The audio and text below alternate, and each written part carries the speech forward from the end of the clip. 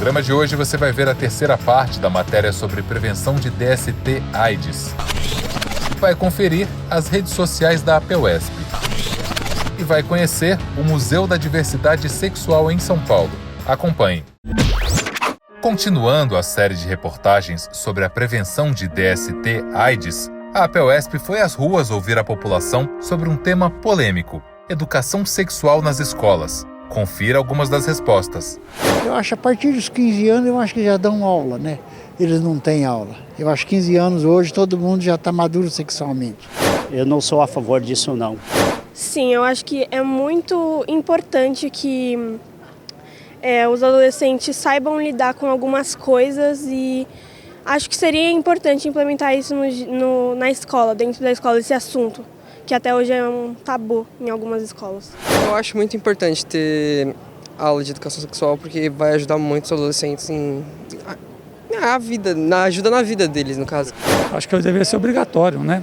A gente vive numa realidade que as pessoas já têm contato com essa questão sexual desde da juventude, né? Acho que é de bom tamanho ser aprendizado para a sala de aula. Até mais cedo, talvez, porque essa questão envolve os alunos desde que eles entram na puberdade, né?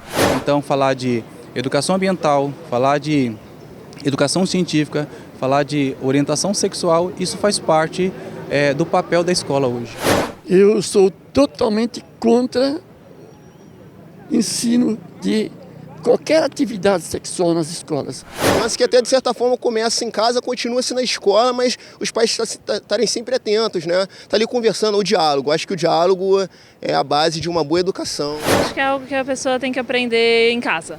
Eu seria a favor mas aí apenas da parte biológica.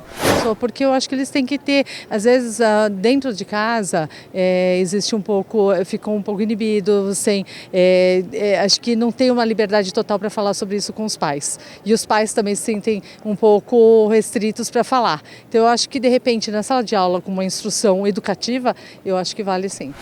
Para a professora Vera Paiva, especialista em prevenção de doenças sexualmente transmissíveis, a educação nas escolas é essencial para salvar vidas. Educação para a prevenção nas escolas é o que faz diferença, né? Prevenção da violência entre parceiros, prevenção da discriminação das pessoas pelo seu corpo, pelo formato do corpo, pelo que faz ou deixa de fazer e a prevenção da gravidez e das DST/AIDS, da IST/AIDS. E eu tenho um dado sobre IST que eu gostaria de falar também. Então pode falar. Que é a sífilis, que é um escândalo, muito maior do que a AIDS. A sífilis que tem cura, tá certo? Mas que afeta especialmente as mulheres, porque se for detectada só no final da gravidez, afeta o bebê, tá certo? É explosiva, né? E o modo de infecção, o modo de transmissão da sífilis é diferente do modo de transmissão do HIV, tá certo? Então nós temos casos de sífilis explodiram no Brasil, em todas as áreas, em particular do Brasil e em particular entre os mais jovens, tá certo? Porque quem não usa camisinha pega sífilis, é mais fácil você pegar sífilis do que pegar AIDS, de um lado, de outro. Existe tratamento, mas se você não trata os efeitos na saúde da pessoa e da criança, leva à cegueira, né? E da criança leva a efeitos importantes que a gente precisaria estar discutindo, né? E mais do que isso, a associação de sífilis com HIV aumenta brutalmente a mortalidade das pessoas que têm HIV. É um cofator de mortalidade, né? Estimula a mortalidade, dificulta o tratamento, tá certo? Tá? E essa associação é mortal. Então, e o indicador de que as pessoas não estão mais usando camisinha como deveriam é o crescimento da sífilis justamente, não só do HIV. Perguntamos à professora sobre o custo social da prevenção, feita através da educação sexual nas escolas. O que isso significa em termos de prejuízo para o erário público, que é responsável pelo tratamento, né? Porque é um direito universal, não só a educação é um direito universal de crianças e jovens, tá certo? Que deveria ser respeitado, né? E a educação integral inclui matemática, português, mas a escola é o melhor lugar, todos os lugares do mundo desenvolvidos sabem disso, para se fazer outros tipos de educação também, que é voluntária, que não é obrigatória, diferente do português e da matemática, a educação sexual não é necessariamente obrigatória, ela é voluntária, os pais podem autorizar ou não, tá certo? Mas 70% dos pais irão autorizar, é isso que a gente sabe. Mas o que você está dizendo é que tem um custo social enorme o fato da gente não prevenir. A gente preferia estar gastando esse dinheiro com prevenção e evitar o sofrimento individual das crianças, adolescentes e famílias, e não está usando o dinheiro do erário, porque é muito mais barato prevenir do que depois tratar e cuidar, tá certo? É isso que você está falando, né? Então, vale a pena, né? Até em termos de investimento público, de como a gente usa o dinheiro público, a gente está pensando em prevenção. Mas a tradição não é só brasileira, é universal, né? De investir no tratamento depois que o mal está feito, é algo que a gente tem que reverter, já se reverteu, né, no mundo inteiro, mas dá mais trabalho em pensar que prevenção vale a pena. Até os seguros-saúde, meu, seu e nosso, quem tem seguro-saúde privada, e eu tenho, né, já estão investindo em prevenção, se vocês olharem. Estão pedindo para a gente ir para reuniões, estão, né, tratando da terapia, porque sabe que mesmo para o privado evita custo futuro. A APUESP convida você a acompanhar todas as suas atividades através das redes sociais, Instagram, Twitter, Facebook, YouTube e WhatsApp, além do seu portal na internet. Sua participação é muito importante para nós.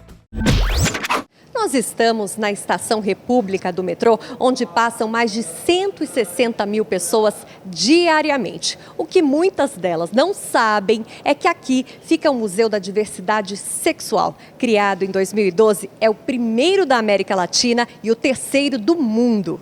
A gente está no espaço de 100 metros quadrados, mas a gente tem sarau, lançamento de livro, peça de teatro, roda de conversa, debate. A gente também tem um projeto que é o Sensibilizando, onde a gente vai para outras instituições, né, ou às vezes até para escolas, para falar um pouquinho das nossas temáticas. E aí rola de tudo, né? A gente também segue um calendário LGBTI, então dependendo das datas a gente volta à programação especificamente para esse atendimento. A luta pela diversidade nas escolas é uma das causas abraçadas pela professora Bebel. Em seu discurso, na última parada do Orgulho LGBTI de São Paulo, ela reforça seu posicionamento. Tem aqui o apoio da minha bancada, que também faz a luta pela diversidade. E como professora, tenho senão o dever de trabalhar essa questão no currículo das escolas. O Museu da Diversidade Sexual vai muito além de uma exposição. Ele estabelece diálogos com professores e alunos que envolvem cidadania, direitos humanos, preconceito, discriminação, orientação sexual, identidade e expressão de gênero.